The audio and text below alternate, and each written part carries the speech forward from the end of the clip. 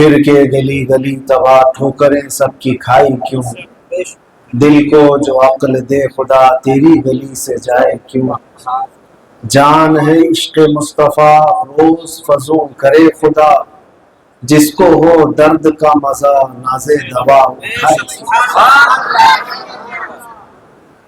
عزیزان گرامی وقار،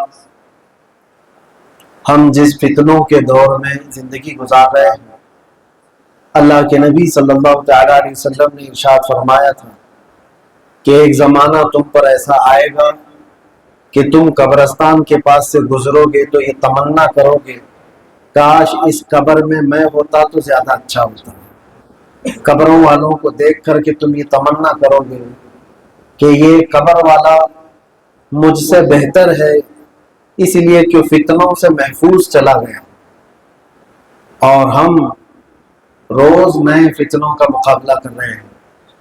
کل کیا ہونے والا ہے اور نئی کون سی چیز آنے والی ہے ہم نے کسی کو خبر نہیں۔ آپ خود سوچو، آج سے 25 سال پہلے 30 سال پہلے جو لوگ انتقال کر چکے وہ تو ایسے لوگ ہوں گے جنہوں نے موبائل بھی نہیں دیکھا، اس سے تھوڑا پہلے جائیں تو ایسے لوگ جو انتقال کر کے گئے جو انٹرنیٹ بھی دیکھے نہیں ہوں گے، سنے بھی نہیں۔ آج ہر بچے کے ہاتھ میں، بلکہ میں سمجھتا ہوں آج ہمارا 4 سال کا بچہ جتنی باتیں جانتا ہے، پچھلے زمانے میں ہمارے باپ دادا 70 سال کی عمر میں بھی وہ نہیں جانتے تھے۔ جو باتیں ان کو 60 سال کی عمر میں 70 سال کی عمر میں نہیں معلوم تھی، وہ آج کے دور کے 4 سال کے بچے کو بھی پتا ہے۔ وہ انٹرنیٹ کے دور کا بچہ ہے۔ آج اتنے ہی چیلنج بڑھ گئے ہیں، بچوں کو بچانا آج بہت بڑی ذمہ داری ہے ہم سب کی۔ ان کو صحیح اور غلط کا فیصلہ کرنے کے لیے کون ہے آج؟ خود ہی سرچ کرتے ہیں، خود ہی دیکھتے ہیں۔ بہت ساری ایسی باتیں ہیں جو آپ دیکھ رہے ہیں۔ ایک حدیث پاک میں آپ کو سناتا ہوں۔ حضور پاک صلی اللہ علیہ وسلم نے فرمایا قیامت کے قریب بچہ جوان نظر آئے گا اور جوان بوڑھا نظر آئے گا۔ یہ حدیث میں ہے، بچہ جوان نظر آئے گا اور جوان بوڑھا دکھے گا۔ ہو تو گیا ہے تقریباً، ہمارے جو بچے ہیں چھوٹے یہ جوانوں جیسی بات کرتے ہیں۔ میرے پاس ایسے کئی کمپلینٹ آئے، کئی شکایتیں ایسی آئی، 4تھی کلاس کا بچہ ہے، 5ویں کلاس کا بچہ ہے، اور بڑے بڑے ڈرگس اور بڑے بڑے نشے کی چیزیں کیا کرتا ہے۔ ایک بچہ 4تھی کلاس کا، عمر کیا ہوگی 4تھی کلاس کی عمر؟ 10 سال کی عمر۔ 10 سال کی عمر کا بچہ، اس کے دادا میرے پاس اس بچے کو لے کر کے آئے، کہا کہ روزانہ اس کو ہم جلدی گھر میں لے لیتے ہیں، اس کے باوجود بھی ہم کو پتہ نہیں بستر میں سو کر رات کو چادر اوڑھ کر اندر دیکھو تو یہ چرس اور گانجے کا استعمال کر رہے ہیں۔ گھر کے اندر استعمال کرنے والا، اور پھر اس کے علاوہ باہر دیکھو تو نوجوانوں کی صحبت اتنی بگڑی ہوئی ہے۔ یہ ہمارے بچپن میں تو ہم نے سنا بھی نہیں تھا کہ نشہ کس طرح کا ہوتا ہے۔ ہو سکتا ہے گاؤں میں رہنے والے بچوں کو ابھی بھی تھوڑی سی کم چیزیں معلوم ہوں، لیکن شہر کے بچے بہت آگے جا چکے ہیں، وہ ہم جیسوں کو بیچ کر کے بھی آ جائیں، پتہ بھی نہ چلے۔ یہ حدیث پاک میں حضور نے فرمایا بچے جوان نظر آئیں گے اور جوان بوڑھا دکھے گا۔ اس کا کیا مطلب ہے؟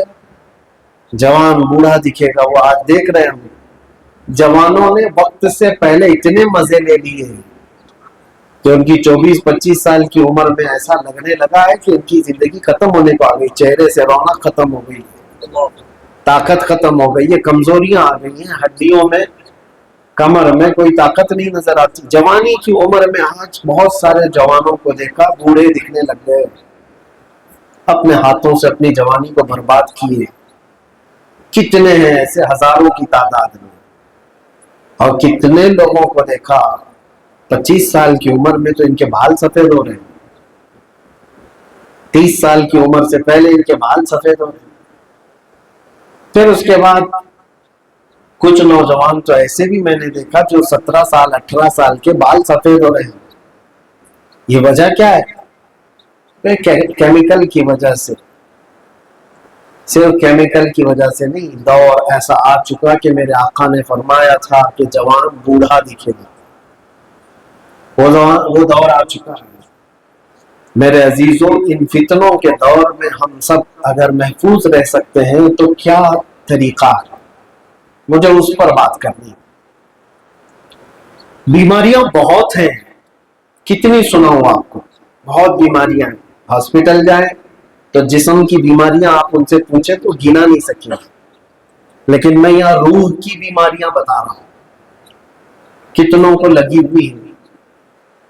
کچھ چوری کی بیماری میں گرفتار ہے، کچھ زنا کی بیماری میں مبتلا ہے، عیش پرستی کی ایسی بیماریاں لگی ہوئی. یہ بیماری سے بڑھ کر کے جسم کی بیماری ہاسپٹل میں صحیح ہو سکتی ہے، لیکن جو دل کی بیماری ہے یہ کوئی ہاسپٹل میں صحیح نہیں ہوتی. روح کی بیماری جو گناہوں کی وجہ سے لگ جاتی ہے، کوئی ڈاکٹر اس کو صحیح نہیں کر سکتا. کوئی ڈاکٹر صحیح نہیں کر سکتا.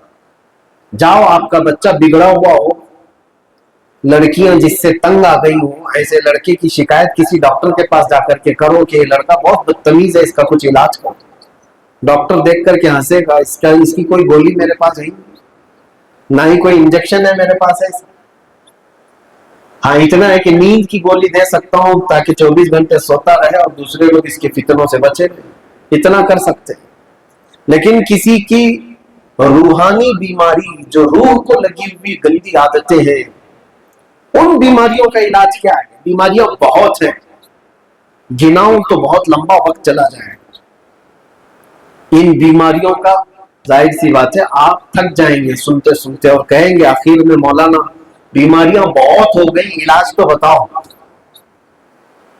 بیماریاں بہت ہیں، علاج تو بتاؤ. تو میں آپ کو ایک ایسے ڈاکٹر کا علاج بتاتا ہوں. میں آپ کو بتاؤں، اگر جسم بیمار ہو، مثال کے طور پر آپ کو سردی بھی ہو گئی، بخار بھی ہو گیا، ہارٹ کی بیماری بھی ہے، شوگر بھی ہے، سر میں درد مائگرین بھی ہوتا ہے، ایسیڈیٹی بھی ہے، ہاتھ پیر میں بھی درد رہتا ہے، کئی بیماریاں ایک ساتھ ہیں، اور آپ یہ چاہتے ہیں کسی ڈاکٹر کے پاس جا کر ایک ہی دوا دو سب بیماریاں صحیح ہو جائیں. کوئی ڈاکٹر دے گا؟ لیکن میں دوں گا انشاءاللہ. کئی بیماریاں ہیں لیکن طلب آپ کی یہ ہے کہ ایک ہی دوا میں مجھے ساری بیماریاں صحیح ہونا چاہیے.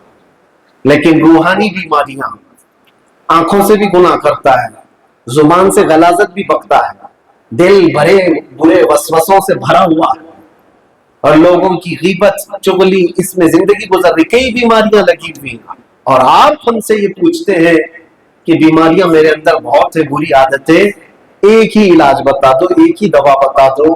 تو ہم آپ کو ایک ڈاکٹر کا علاج بتاتے، ایک ہی ہے کہ محمد سے وفا کی محمد سے وفا تونے تو ہم تیرے ہیں، یہ جہاں چیز ہے کیا لوح و قلم تیرے ہیں. اور اعلیٰ حضرت کی سنو تو اسی ساری بیماریوں کا علاج انہوں نے ایک شعر میں بیان کیا ہے. پھر کے گلی گلی تباہ ٹھوکریں سب کی کھائی کیوں، دل کو جو عقل دے خدا تیری گلی سے جائے. یہ علاج ہے. اس لیے کہ یہ میں صرف زبانی لچھے دار باتیں نہیں کر رہا ہوں کہ آپ کو لبھانے کے لیے کہہ رہا ہوں. تاریخ اس بات کی گواہ ہے. مکہ مکرمہ میں وہ لوگ جو عورتوں کا کاروبار کرتے تھے، وہ لوگ جو شراب کے بغیر سوتے نہیں تھے، وہ لوگ جو روزانہ جوا کے اڈے سجاتے تھے، وہ لوگ جو اپنی پیدا ہوئی بچیوں کو گلا مروڑ کر کے خود اپنے ہاتھوں سے دفن کر دیتے تھے، یا مکہ کے وہ لوگ. لیکن ایک دربار میں آئے میرے مصطفیٰ حضور پاک صلی اللہ تعالیٰ علیہ وسلم کے دربار میں آئے. پھر حضور کی نظر جو پڑی، جس کو شاعر نے کہا تھا ایک عرب نے آدمی کا بول بالا کر دیا، خاک کے ذروں کو ہمدوش سریا کر دیا، خود نہ تھے جو راہ پر اوروں کے ہادی بن گئے، کیا نظر تھی جس نے مردوں کو مسیحا کر دیا. یہ حضور پاک صلی اللہ تعالیٰ علیہ وسلم کے دربار میں آنے کی بات تو ہے. وہ عمر ابن خطاب، جو 27 سال کی کڑیل جوانی ہے اور تلوار ہاتھ میں لے کر کے حضور کو قتل کرنے کے لیے نکلے ہو، ایک نظر حضور پر کیا پڑی، تلوار بھی دے دیا، گردن بھی دے دیا، اپنے آپ کو حضور کے حوالے کر دیا۔ کتنے ایسی تاریخیں آپ کو میں بتاؤں۔ حضرت انس رضی اللہ تعالیٰ عنہ ایک صحابی ہے، کہتے ہیں 10 سال کی عمر تھی ان کی، اور شراب کے جو اڈے ہوتے تھے، پہلے حرام نہیں ہوئی تھی شراب، حضرت انس کہتے ہیں میں پیالوں میں بھر بھر کر کے شراب لوگوں کو سپلائی کرتا تھا، جیسے ہوٹل میں چائے دیتے، وہ شراب کے اڈوں پر کام پہ لگے ہوئے تھے کہ لوگ جو شراب پینے آتے تھے ان کو پیالوں میں بھر بھر کے شراب دیتے تھے۔ کہتے ایک شام تھی، میں جب پیالوں میں شراب بھر بھر کر لوگوں کو دے رہا تھا، اچانک مدینے کی گلیوں میں کسی ڈنڈورچی نے آواز لگائی، اعلان ہو رہا تھا، یا ایھا المسلمون قال رسول اللہ صلی اللہ علیہ وسلم حرمت الخمر، اے مسلمانوں اللہ کے رسول نے فرمایا شراب حرام ہو گئی۔ حضرت انس کہتے ہیں اسی وقت میرے ہاتھ سے پیالہ گر گیا، اور جتنے لوگ بیٹھے ہوئے تھے جو منہ سے لگائے ہوئے تھے وہی سے انہوں نے پٹک دیا۔ اس ایک شام میں حضرت انس کہتے ہیں مدینے میں جن کے پاس 50 سال سے رکھی ہوئی شراب تھی، سبوں نے مٹکے ایسے توڑے تھے کہ مدینے کے سارے گٹر اور نالیاں شراب سے بہ رہی تھی، سبوں نے بہا دیا تھا۔ کون سا علاج ہے؟ شرابی جو ہے جلدی شراب نہیں چھوڑتا ہے، بہت پاپڑ بیلنے پڑتے، بہت مشکل ہے۔ جس کو سگریٹ کی لت لگ جائے وہ جلدی نہیں چھوڑتا، شراب اس سے بڑی چیز ہے۔ گٹکے والا چھوڑ کے دکھائے جلدی سے، جب تک گٹکے والے کو جھٹکے نہیں لگتے ہیں تب تک وہ باز نہیں آتا۔ نصیحتیں کام کہاں کرتی ہیں؟ بیوی الگ سمجھاتی ہے، باپ ماں الگ سمجھاتے ہیں، رشتہ دار الگ سمجھاتے ہیں، نوجوان کو ایسا لگتا ہے کہ یہ تو میری لائف ہے، مجھے انجوائے کرنے دو، تمہارا کیا بگڑ رہا ہے؟ منہ میرا ہے، پیسے میرے ہیں، میں کھا رہا ہوں، تمہیں کیا فرق؟ ایسے ہی جواب آتے ہیں نا نوجوانوں کے۔ میرے عزیزوں تمہیں اندازہ نہیں، تمہاری اپنی لائف نہیں ہے یہ زندگی تمہاری خود کی نہیں ہے، زندگی یہ نہیں کسی کی زندگی ہے نبی کی، نبی کی۔ نہ سمجھ مرتے ہیں زندگی کے لیے، جینا مرنا ہے سب کچھ۔ تم اپنی زندگی سمجھتے ہو، برباد کرو گے اپنے ہاتھوں سے۔ شرابی کیسے جلدی شراب چھوڑتا؟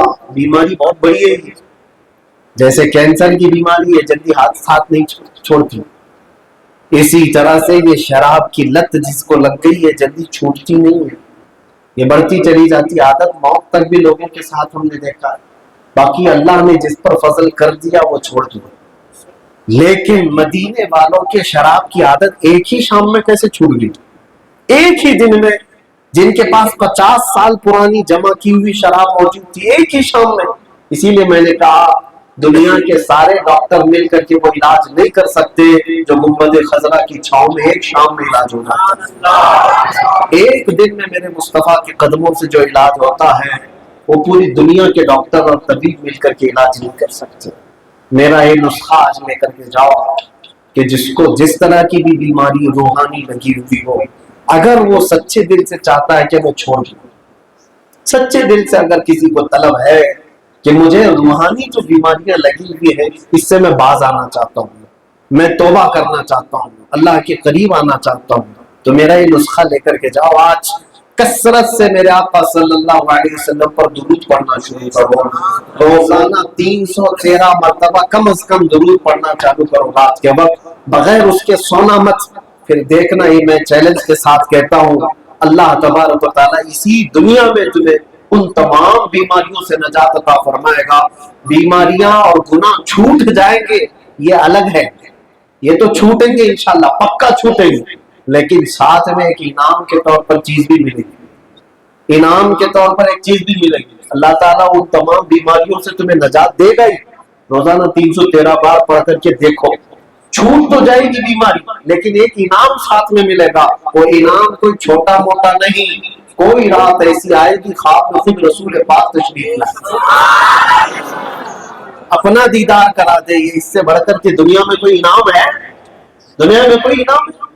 میرے عزیزوں، مکہ مکرمہ میں ایک شخص تھا جس کا انتقال ہو گیا، گناہ بہت کیا ہوا تھا، الگ الگ اس کے اندر برائیاں تھیں، لیکن جیسے ہی اس کا انتقال ہوا، اس کا ایک ہی بیٹا تھا، جیسے ہی باپ کا انتقال ہوا اس کا چہرہ گدھے کی شکل کا بن گیا، جانور کی شکل کا بن گیا چہرہ۔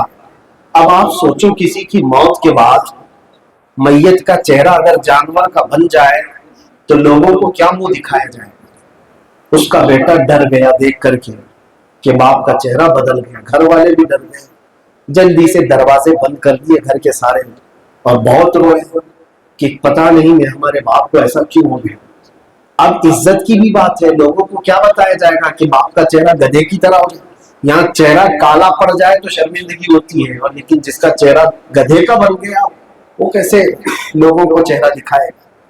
اس نے چادر ڈھانک دی اپنے باپ کی میت پر، روتے ہوئے بیٹھا رہا، اور گھر والوں سے یہ کہا کہ باپ کا جنازہ باہر نہیں لے جائیں گے، گھر کے اندر ہی کھڈا کھود کر کے اسی میں دفن کر دیتے ہیں، یہی غسل دیں گے، یہی سب کچھ کر دیں گے، اس لیے کہ لوگوں کو دکھانے جیسا چہرہ تو باقی نہیں۔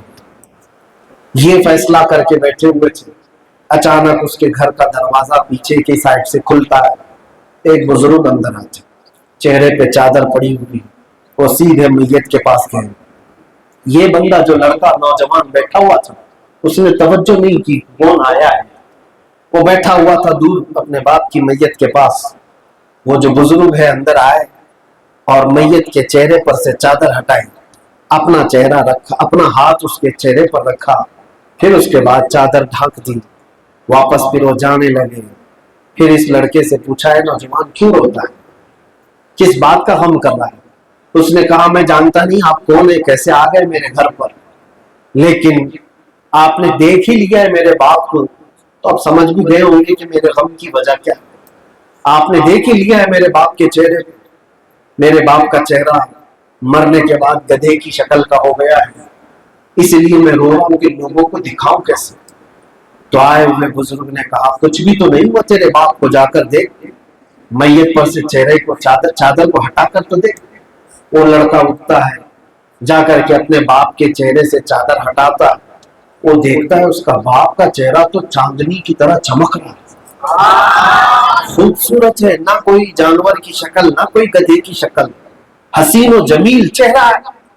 وہ خوشی کے مارے سجدے میں گر گیا، ساروں قطار رونے لگا کہ میرے رب نے مجھ پر رحم فرمایا، کسی فرشتے کو اللہ نے بھیج دیا میرے گھر۔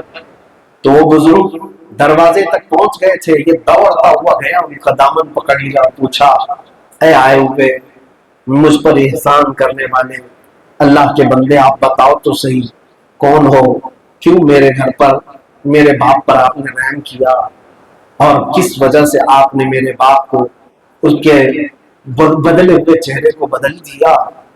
آئے ہوئے بزرگ نے پلٹ کر کے کہا انا محمد رسول اللہ، میں محمد اللہ کا رسول ہوں۔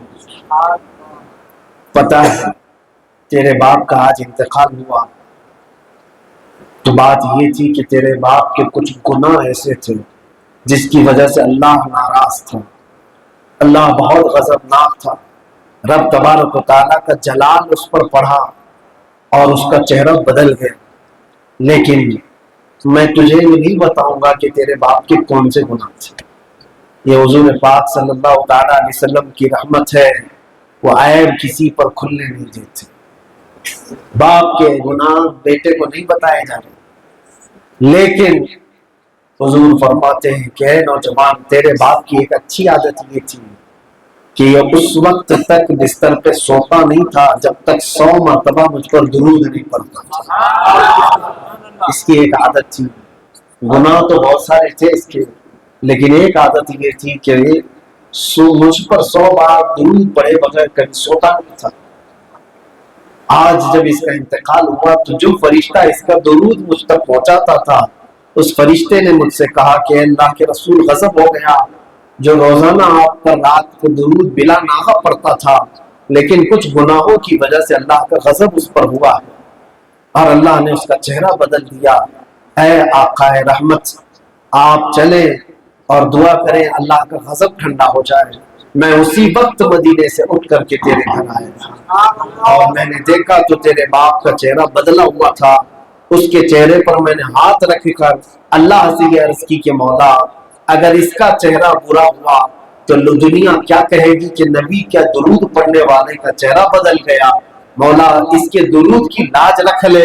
اللہ نے فرمایا اے محبوب آپ ہاتھ ہٹائیں، دنیا کا سارا حسن ہم اس کے چہرے پر ڈالیں۔ یہی تو بات میں نے شروع میں کہا کہ محمد سے وفات ہو گئی تو ہم تیرے ہیں، یہ جہاں چیز ہے کیا لوح و قلم تیرے ہیں۔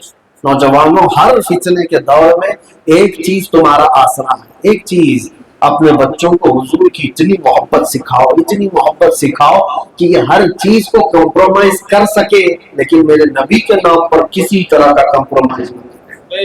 حضور کی محبت اتنی سکھاؤ، ماں کی محبت، باپ کی محبت، بھائیوں کی محبت، سب سے بڑھ کر کے اپنے بچوں کو اپنے نبی کی محبت سکھاؤ۔ حضور کے لیے ادب کیسا ہونا چاہیے، اخلاق کیسے ہونے چاہیے، بچپن سے ان بچوں کو سکھاتے چلے جاؤ۔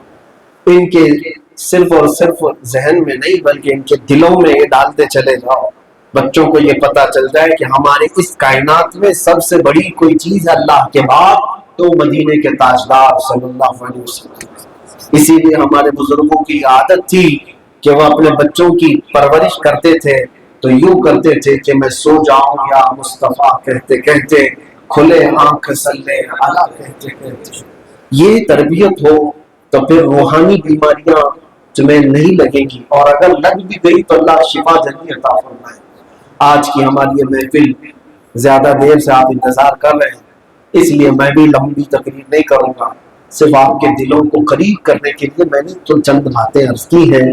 اصل یہ آج ذکر کی مجلس ہے، ہم ذکر کرتے ہیں اس لیے کہ دلوں کے اوپر گناہوں کا جو میل جم جاتا ہے وہ اللہ کے ذکر سے دھل جاتا ہے، اور ہونا چاہیے۔ جسم کو ہمارے بھوک لگتی ہے تو کھانا کھاتے کہ کھانا کھائے بغیر کتنے دن رہ سکتے ہیں؟ 2 دن 3 دن، اس کے بعد پھر تو بستر پہ لگ جاؤ گے۔ جسم کو کھانے کی ضرورت ہے، اسی طرح ہماری روح کو بھی غذا کی ضرورت ہے۔ ہماری روح کی غذا کیا ہے؟ اللہ کا ذکر۔ جب بندہ اللہ کا ذکر کرتا ہے تو اس کی روح طاقتور ہوتی ہے۔ جسم سے زیادہ روح کا کام ہے۔ جس کی روح طاقتور ہوتی ہے وہ کون ہوتا ہے؟ وہ اس طرح سید احمد شاہ قادری بغدادی رحمۃ اللہ 100 سال بھی ہو جائے دلوں پر حکومت کرتے رہتے ہیں۔ جن کی روح طاقتور ہوتی ہے وہ ان کا عالم یہ ہوتا ہے، اور جسم صرف باڈی بنایا کاجو بادام سے، پھر اس کے بعد ہوا کیا؟ جس دن جیم چھوڑا اس دن باڈی ہی چلی گئی، ختم ہو گئی۔ اور چھوڑو، جیم جاتے بھی رہو، باڈی بناتے بھی رہو، کب تک مینٹین کرو گے؟ ادھر روح نکلی تو کیڑے بھی پڑنے لگ جائیں، زیادہ دیر تک تو یہ باڈی کو رکھ نہیں سکتے کوئی۔ جتنے بھی عزیز ہو تمہارے، ماں ہو کہ باپ ہو کہ بھائی ہو کہ بہن ہو، روح نکلنے کے بعد تم خود جلدی سے جا کر کے قبر ناپ کر کے آتے ہو کہ اس کو جلدی سے قبر کے حوالے کر۔ 24 گھنٹے سے زیادہ رکھ پاؤ؟ رکھ بھی دیا تو فریزر میں رکھو گے، اس کے بعد کیا حال ہوگا میت کا؟ تم نے دیکھا ہے یہ ہمارا وہ جسم ہے جو 24 گھنٹے سے زیادہ نہیں رہ سکتا اس دنیا میں۔ اگر وہ نکل گئی تو سڑنا شروع ہو جاتا ہے، کان میں سے بھی پانی، ناک میں سے بھی پانی آنے لگ جاتا ہے، منہ سے ساری چیزیں باہر نکلنے لگ جاتی۔ یہ وہ جسم ہے 24 گھنٹے سے زیادہ اس کو ہم روح نکلنے کے بعد رکھ نہیں سکتے، لیکن روح کو جنہوں نے طاقتور بنایا اللہ کے ذکر سے، اللہ کے ذکر سے جنہوں نے روح کو طاقتور بنایا، روح کبھی بھی خراب نہیں ہوتی، اور نہ ہی روح کو فریزر میں رکھنے کی ضرورت ہے۔ روح اتنی پاورفل ہو جاتی ہے، اتنی پاورفل ہو جاتی ہے کہ 700 سال گزر جائیں، 800 سال گزر جائیں، اجمیر معلیٰ کی دھرتی پر دیکھو، بغداد مقدسہ میں غوث اعظم کی روح کو دیکھو۔ یہ روحوں کی حکومت ہی تو ہے، جسموں کی تو نہیں ہے۔ جنہوں نے اپنے روح کو طاقتور بنایا اللہ کے ذکر سے، پھر وہ صدیوں تک زندگی لوگوں کے درمیان زندہ رہتے ہیں۔ اسی لیے یہ محفلیں ہونا چاہیے ذکر کی۔ جس طرح سے ہمیں کھانا جسم کے لیے ضروری ہے، اللہ کا ذکر بھی ضروری ہے۔ اب آپ خود سوچو کتنے دن ہو گئے ہوں گے، کتنے مہینے ہو گئے ہوں گے اللہ کا ذکر نہیں کیا۔ ذکر نہ کرنے پر پھر ہماری روح کا کیا حال ہو گیا ہوگا، کتنی کمزور ہو گئی ہوگی۔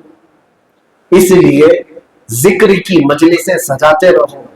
تقریر ہونا اور باقی جو دوسرے مجلسیں ہیں وہ بھی روح کی غذا ہے، لیکن اللہ کے ذکر میں جو غذا ہے روح کو، وہ کسی بھی چیز میں نہیں۔ قرآن پاک میں اللہ نے بیان فرمایا. تو جو اصل غذا ہے وہ چھوڑ کر کے لوگ تو قوالی میں بیٹھے ہوئے ہیں. لوگ تو الگ الگ مجلسیں سجائے ہوئے ہیں. نعتوں کی مجلسیں ہیں جہاں پر نوٹوں کی بھی مجلس ہے. نعتوں کی کم, بہت سارے میں نے دیکھا ہے نعت خاں کم ہے, نوٹ خاں زیادہ ہے. یہ سب کیا ہے؟ روح کی غذا نہیں ہے. یہ صرف انٹرٹینمنٹ کیا جا رہا ہے. روح کی غذا کیا ہوتی ہے؟ جہاں بندہ شامل ہو جائے اس مجلس میں تو اس کی آنکھوں سے آنسو نکلنے لگ جائے, اللہ کا خوف اس کے دل میں آئے, اس کی دھڑکن تیز ہو, اس کو اس کے گناہوں سے نفرت ہونے لگ جائے کہ میں نے اپنے ہاتھوں سے جو برباد کیا اپنی زندگی کو, اس کو پچھتاوا ہو, شرمندگی ہو. اس مجلس کو کہتے ہیں وہ روحانی مجلس, روحانی مجلس. لیکن جہاں ہاتھ پیر تھرکتے رہتے ناچنے کا دل کر رہا ہو وہ روحانی مجلس ہے, وہ انٹرٹینمنٹ کی مجلس ہے. وہ تو اپنے آپ کو لطف انگیز کرنے والی محفل ہے. اللہ تبارک و تعالیٰ آپ کو روحانی غذا عطا فرمائے اور مجھے بھی اللہ روحانی غذا عطا فرمائے. لیکن ساتھ میں ایک بات میں آپ کو بتا دوں کہ ذکر اللہ, اللہ کا ذکر جب بھی کرنا ہے تو دو چیزیں یاد رکھ کر کے چلیں. اللہ کے ناموں کا ذکر بہت اثر انداز ہے زبان پر, لیکن کوئی بندہ 80 سال تک بھی ذکر کرتا رہے اور حضور کی محبت اس کے دل میں نہ ہو تو اس 80 سال کے ذکر سے بھی اس کا ایک مقام بھی آگے نہیں بڑھ سکتا. اور یہ فرمایا بزرگوں نے, ذکر خدا جو ان سے جدا چاہو نجدی ہو, واللہ ذکر حق نہیں کنجی سقر کی. مطلب کیا ہے؟ کوئی بندہ یہ کہتا ہے کہ اللہ اللہ اللہ اللہ کرنا ہے مجھے اور حضور نہیں چاہیے. ذکر خدا جو ان سے جدا چاہو نجدی ہو, اگر حضور سے جدا کر کے اللہ کا ذکر کرتے کرتے رہنا چاہتے ہو تو کہہ رہے قسم خدا کی یہ ذکر نہیں کنجی سقر کی ہے, مطلب یہ جہنم کی چابی ہے. ذکر نہیں کیا تم تو جہنم جانے کا راستہ بنائے بیٹھے ہو. اسی لیے ایک بات یاد رکھو, ہم ذکر بھی کرتے ہیں حضور کی محبت کے ساتھ, اور حضور پاک صلی اللہ تعالیٰ علیہ وسلم کو یاد کرتے ہیں اپنی مجلسوں میں, اور حضور کے بارے میں کیا عقیدہ رکھتے ہیں. ہم ذکر کریں گے اور حضور ہماری سفارش کریں گے تو اللہ ہماری توبہ بھی قبول فرمائے گا. اللہ تبارک و تعالیٰ حضور پاک صلی اللہ تعالیٰ علیہ وسلم کے نام پاک کی برکت سے ہماری اس مجلس کو قبول فرمائے, اور ہمیں اللہ تبارک و تعالیٰ دلوں کی روح کی غذا عطا فرمائے, اور مرنے سے پہلے مولا ہم سب کو ایمان نصیب فرمائے, اور کفر کی موت سے اللہ ہر مسلمان کی حفاظت فرمائے. وصلی اللہ تعالی علی خیر خلقہ محمد وآلہ واصحابہ اجمعین.